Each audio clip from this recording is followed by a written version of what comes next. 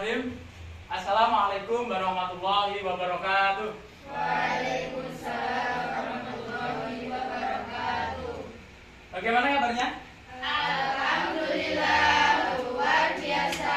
Allahu Akbar. Yes. Oke, sebelum materi pada ini dimulai, alangkah baiknya kita berdoa terlebih dahulu dengan membaca doa sebelum belajar bersama-sama. Semoga materi pada hari ini bermanfaat dan membawa berkah bagi kita semua. Amin. Oke, berdoa mulai.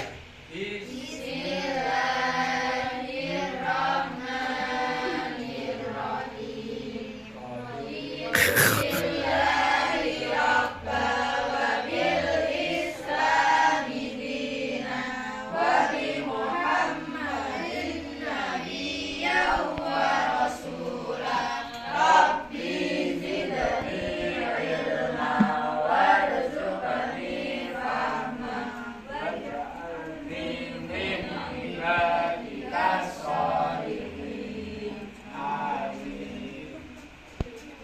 Oke, apakah hari ini semuanya masuk semua? Oke. Oke, pada kesempatan hari ini kita akan belajar tentang mata pelajaran Quran Hadis, yaitu tentang bertanggung jawab menjaga amanah. Ada yang tahu apa itu bertanggung jawab? Ayo. Ayo, apa? Bertanggung jawab. Melakukan apa yang seharusnya kita lakukan. Oke. Apa? Ada lagi? Mas Rizky apa? Beriman.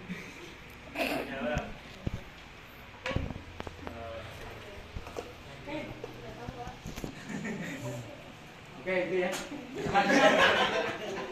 Kita meningkat waktu. Selanjutnya apa? Ada yang tahu nggak amanah? Amanah. Oke. Jadi dapat disimpulkan bertanggung jawab menjaga amanah, yaitu kewajiban kita ketika kita mempunyai tanggungan atau kepercayaan atau diberi kepercayaan oleh seseorang untuk melaksanakan amanah tersebut.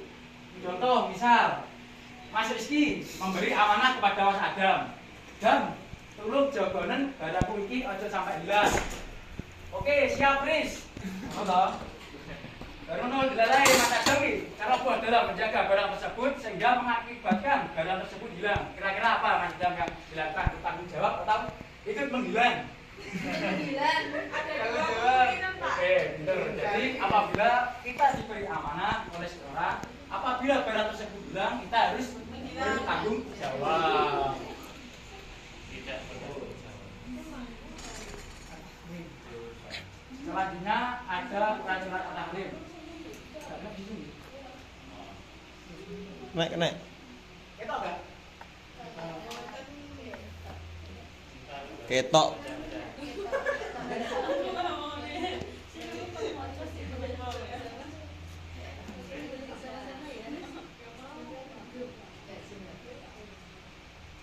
Oke, di sini ada Quran surat At-Tahrim. Oke, dibaca bersama-sama ya. Bismillahirrahmanirrahim. Ya ayyuhalladzina amanu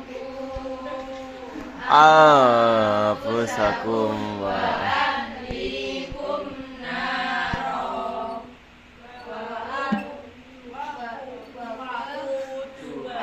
wannasu wal hijaratu 'alaiha malaikatun ghiladun shidadul la ya'suna Allah ma amarahum wa yaf'aluna nama yu'maru. Oke. Mbak Nabila dibaca artinya? Enggak kelihatan. Saya baca saja ya. Oke, yang artinya wahai orang-orang yang beriman, peliharalah dirimu dan keluargamu dari api neraka yang bahan bakarnya adalah manusia dan batu. Kejaganya malaikat-malaikat yang kasar dan keras yang tidak durhaka kepada Allah terhadap apa yang diperintahkan kepada mereka dan selalu mengerjakan apa yang dimintakan. Quran surat Al-Tahrim. Jadi penjelasan dari ayat tersebut bahwa Allah itu memerintahkan kepada seluruh umat manusia agar percaya bahwa Allah dan Rasul itu ada. Karena apa? Untuk menjaga diri dan menjaga keluarganya dari siksaan api neraka yang bakarnya terdiri dari manusia dan batu. Lalu di dalam neraka tersebut ada penjaganya, yaitu malaikat-malaikat yang kasar dan keras. Malaikat tersebut tidak pernah durhaka dan selalu mengerjakan yang Allah perintahkan. Nah, caranya agar kita terhindar dari panasnya api neraka tersebut, kita harus taat kepada Allah dan menjauhi larangannya. Kita mengajak keluarga kita melakukan hal-hal yang positif dan meninggalkan hal-hal yang Negatif. Selanjutnya ada Quran surah At-Taha. Ya.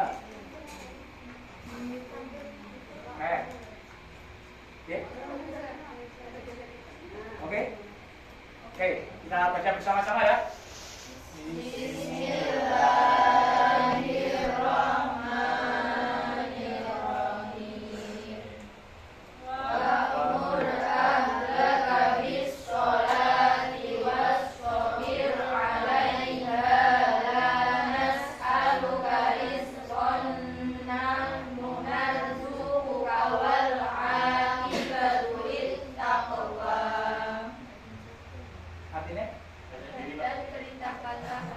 baca sendiri.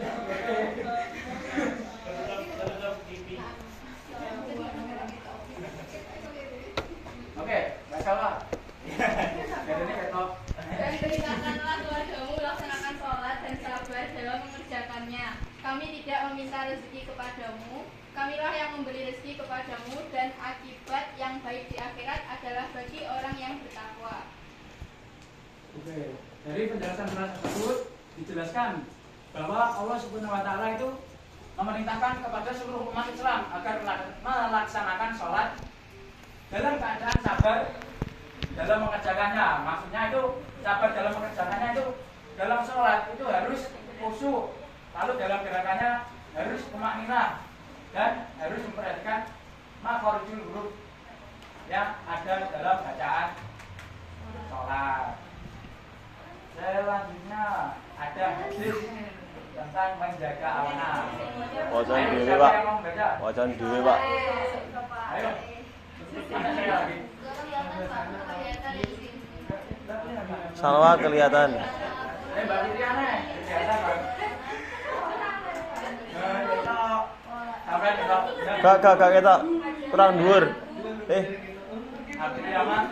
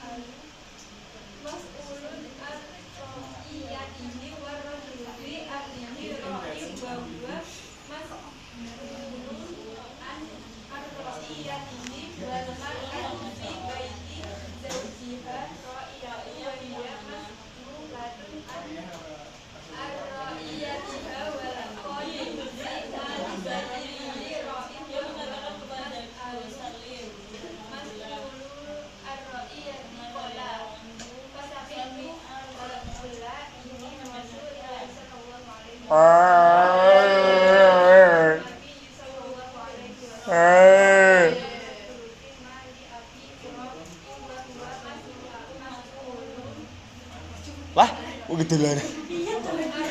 Belokok gurune. Diwaca malah digedhekne.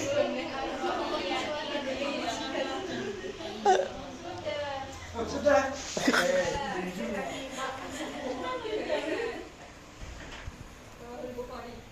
Oke, artinya diceritakan kepada kami oleh Abdul Yaman, dari Su'aib, dari Az-Zuhri, dari Salim bin Abdullah, dari Abdullah bin Umar, bahwa dia mendengar Rasulullah telah bersabda, setiap kalian adalah pemimpin dan setiap pemimpin akan diminta pertanggungjawaban atas yang dipimpinnya. Contoh misal itu Imam atau kepala negara adalah pemimpin yang akan diminta pertanggungjawaban atas rakyatnya. Lalu seorang suami dalam keluarganya adalah pemimpin dan akan diminta pertanggungjawaban atas keluarganya. Lalu seorang istri adalah pemimpin di dalam urusan rumah tangga suaminya dan akan diminta pertanggungjawaban atas urusan rumah tangga tersebut. Seorang pembantu adalah pemimpin dalam urusan harta tuanya dan akan diminta pertanggungjawaban atas urusan tanggung jawab tersebut. Jadi penjelasan dari ayat tersebut dijelaskan bahwa setiap manusia itu mempunyai tugas masing-masing, yaitu memimpin dan menjaga. Maksudnya menjaga apa? Menjaga diri sendiri dan menjaga orang lain. Contoh misalnya presiden mempunyai tugas apa, Mbak Bir? Presiden. Tugas presiden apa? Oke, betul. Lalu Mas Rizky, jangan main HP aja terus. Apa tugas seorang suami? Oke. Lalu tugas seorang istri, Mbak Yun. Nah, agak memperhatikan saya tadi. Tugas seorang istri yaitu Nah. melayani suami, memberi kewajiban pada suami. Sudah itu saja.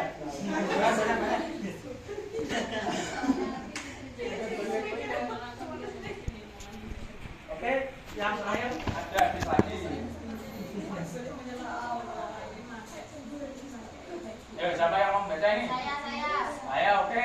Bismillahirrahmanirrahim. Hadatsana Muhammad bin Isa yakni ba'na Tabai hadatsana Ibrahim bin Sa'din an Abdul Maliki bin Rabi'i bin Sabarata an abihi an jaddihi qala Nabi sallallahu alaihi wasallam salati idza balagha sab'a sinina wa idza balagha 10 sinina fadribu 'alaiha.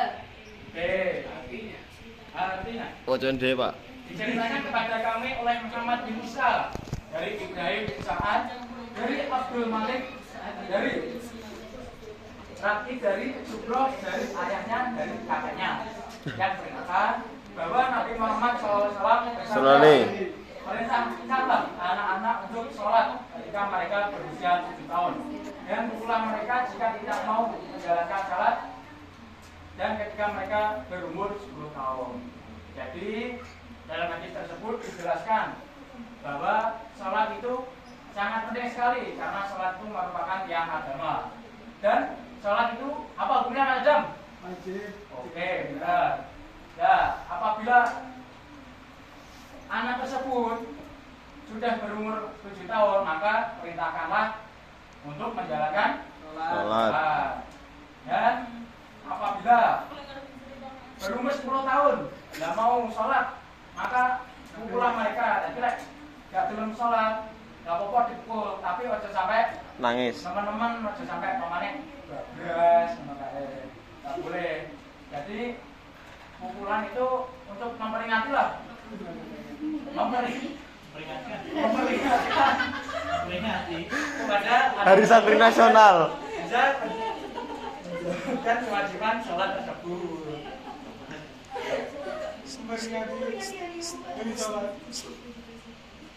Oke, selanjutnya ayo diskusi kelompok. Ya, saya bagi kelompok menjadi 3 kelompok. Yang pertama, Mbak Putri, Mas Rizky, Mbak Liha, Mbak Adam, kelompok 1. Mbak Fir, Mbak Sinta, Mbak Arwa, Mbak Adito, kelompok 2. Karena Mbak Fitriana, Mbak Salwa, Mbak Novia, Mbak Mariam, dan Mbak Uyun kelompok 3.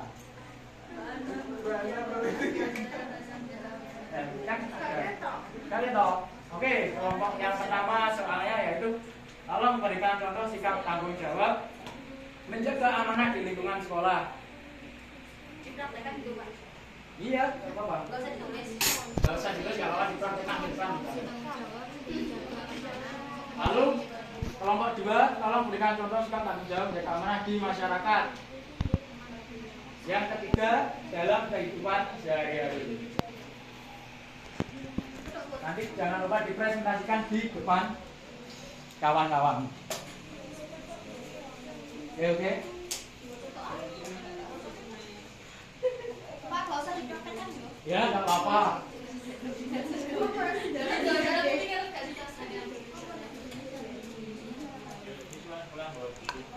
Lanjut. Itu udah selesai. Ibu dia salah satu dari.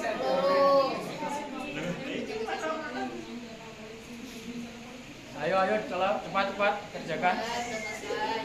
Lama banget. Ya kelompok pertama.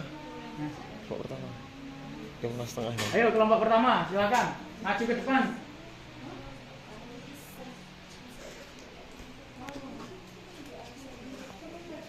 Oke, baik. Di sini saya dari perwakilan kelompok 1 akan mempresentasikan tolong berikan juga sikap tanggung jawab menjaga amanah dosen sekolah. Nah, caranya itu kita bisa mengerjakan tugas dan PL dengan jujur dan tepat waktu. Kemudian kita bisa menjaga barang milik sekolah dan teman, jadi tidak boleh merusak fasilitas sekolah. Terus menaati peraturan sekolah seperti piket dan tidak menyontek. Sekian dari kelompok 1. Hei, tepuk tangan.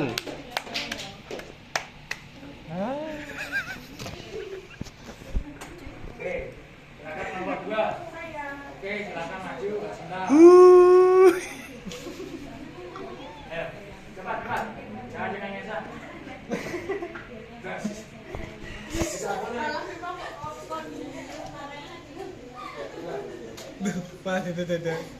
Dadah. Jawab menjaga amanah di masyarakat, yaitu yang pertama memenuhi janji yang telah dibuat kepada tetangga. Yang kedua, Banyak apa? Janji apa ada banyak? janji Kayak jangan. Nggak boleh. Lain. oh janji pengajian. Oke. Ya, Masya Allah punya ini.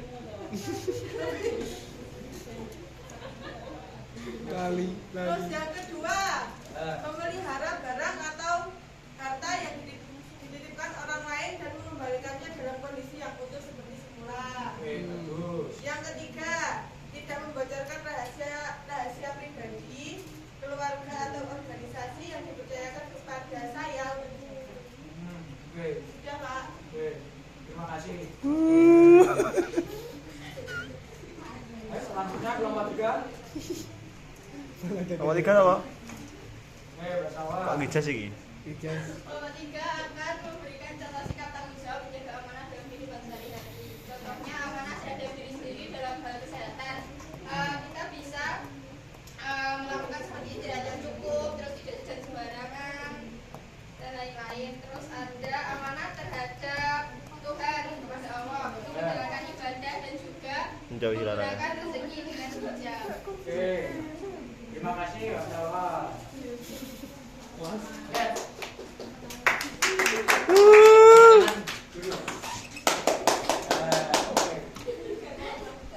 Oke. Pada hari ini apakah ada yang bisa menyimpulkan pelajaran pada hari ini? Ayo. Amanah dan tanggung jawab itu Ayo, Mbak Cinta. Kamu semangat. Ya, Mas Rizky. Simpulkan, tanggung jawab menjaga amanah itu apa? Bertanggung jawab terhadap diri sendiri, bertanggung jawab pada Allah, bertanggung jawab kepada sesama makhluk. Oke, siap, terima kasih. Oke, itu tadi materi pada hari ini. Semoga materi tersebut membawa berkah dan bermanfaat bagi kita semua. amin. Oke, sebelum saya tutup, kita berdoa kafaratul majelis. Berdoa mulai. Subhanirrahmanirrahim. Subhanakallah.